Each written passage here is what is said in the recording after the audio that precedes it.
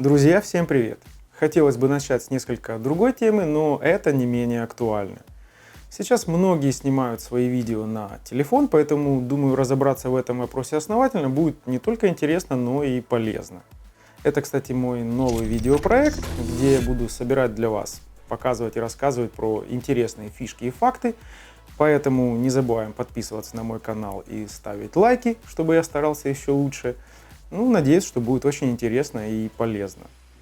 Я, в принципе, фанат компании Apple, и в этом году они выпустили целых 3 новых моделей телефона. Это 2 восьмерки и десятка, что лично для меня сомнительно, поскольку десятка, как минимум, шокирует своими возможностями.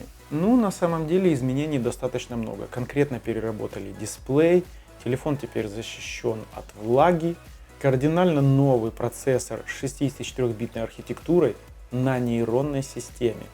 Переработали камеры, сзади теперь их 2 12-мегапиксельных с системой стабилизации, диафрагма 1.8, что мне кажется просто нереальным, но возможно это так и есть. Добавилось форматов записи видео, то есть все для того, чтобы записывать хороший и качественный контент. И безусловно для того, чтобы с устройством было более комфортнее работать, чтобы оно было мощнее и лучше, чем все предыдущие. Переработали фронтальную камеру, добавили много интересных эффектов, естественно, скан лица, и много чего другого. Ознакомиться со всей этой информацией можно даже, в принципе, на официальном сайте. Хейтеры продукции Apple уже успели сравнить новые функции, как уже давно существующие, к примеру, относительно скана лица, да? Эта технология, насколько я помню, была представлена еще Samsung несколько лет назад, но, если мне не изменяет память, там можно было обмануть все это даже фотографией. Apple подошла к разработке этой технологии с умом. За скан лица отвечает целых 2 ядра процессора. На основании 30 тысяч точек они создают трехмерную сетку лица, и это, позвольте, уже достаточно серьезно. То есть это уже совсем не то. И так во всем. Так они подошли, в принципе, во всем.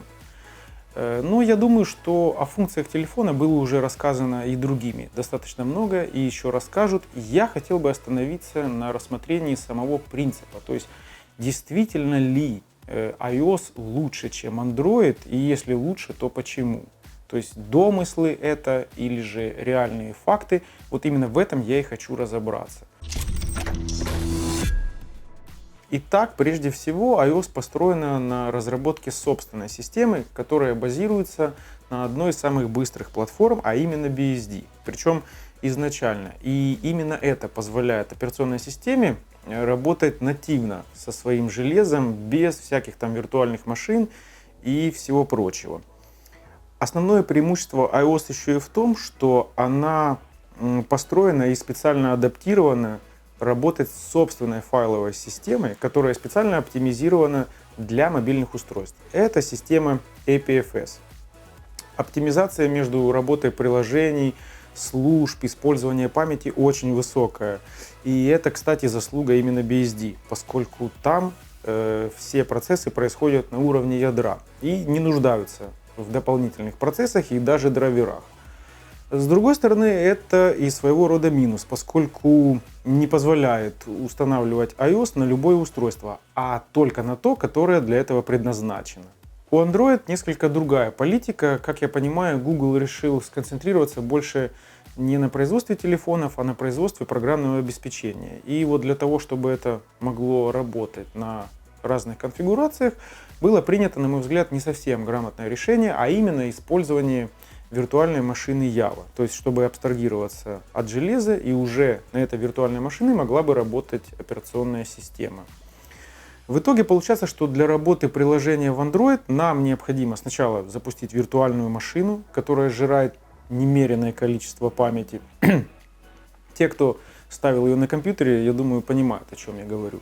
Далее под виртуальной машиной запускается операционная система, и уже потом клиентское приложение, которое работает в абстракции от операционной системы и виртуальной машины. То есть в итоге мы имеем целых 3 уровня абстракции, которые потребляют немеренное количество памяти. И именно поэтому в топовых андроидах есть уже и по 8, а может быть даже и больше гигабайт оперативной памяти. Но даже несмотря на это, приложения все равно, так как хотелось бы быстро, не работают. Кстати, для сравнения, в 10-м айфоне со всем этим функционалом всего лишь 3 гигабайта оперативной памяти. iPhone работает на уровне ядра, поэтому ему не нужно никаких дополнительных действий, чтобы обратиться к любой части своего устройства. Тут все просто. У Android мы по факту имеем 3 прокладки, через которые проходит любая функция, и каждая функция сжирает определенное количество памяти, ну и другие ресурсы телефона. Поэтому с таким подходом, мне кажется, нереальным, чтобы топовое устройство под управлением Android сделало устройство на iOS. iOS, мне кажется, будет достаточно увеличить там производительность своего процессора на 20%, чтобы опять уделать топовые андроиды.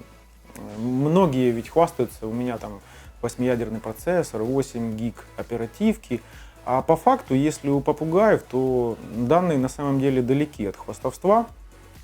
Кто не знает про попугаев, это условная единица измерения в интернете, она относится к производительности. Данные выводятся в числовом формате, но числа ни к чему не привязаны. То есть это не метры и не килограммы и так далее. Поэтому их условно стали называть попугаями.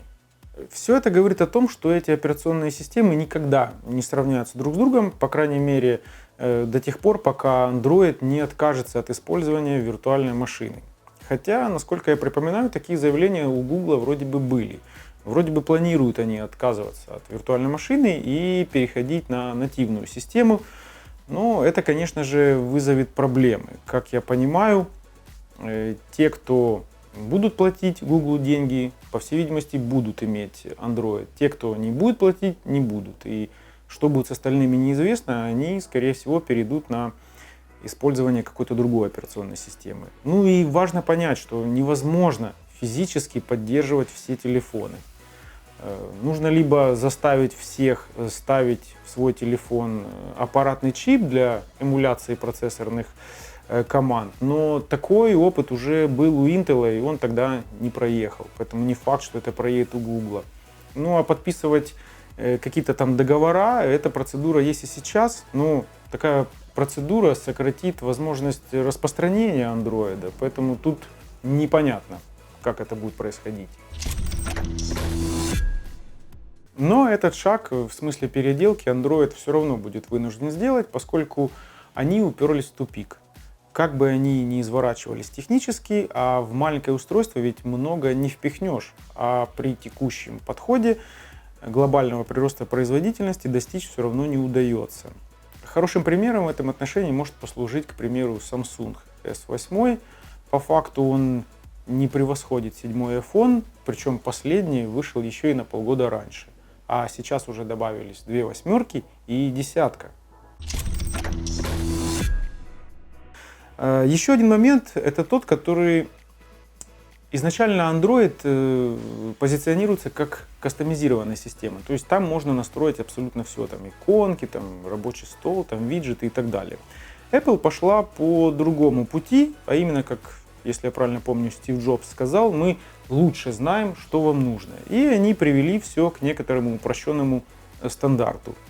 Кстати, именно из-за этого iPhone, отчасти из-за этого iPhone и получил такое распространение. Вот сужу по себе, ты привыкаешь настолько ко всему этому простому, что на Android я бы, например, уже не перелез. Хотя это по желанию. Я не навязываю тем, кто нравится Android, пожалуйста.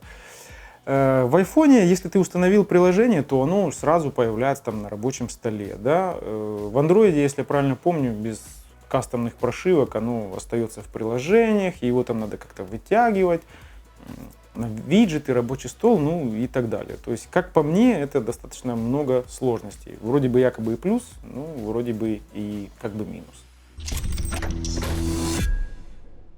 Тут же проблема виртуальной машины в том, что она засоряется. По факту это кэшированная система, и она постоянно что-то кэширует. Куски кода и все прочее. Виртуализация – это достаточно ресурсоемкий процесс, и для быстродействия необходимо, чтобы все было всегда в доступе. А это со временем создает многоуровневые кэши, и даже кэши одних и тех же кусков кода в разных их вариациях.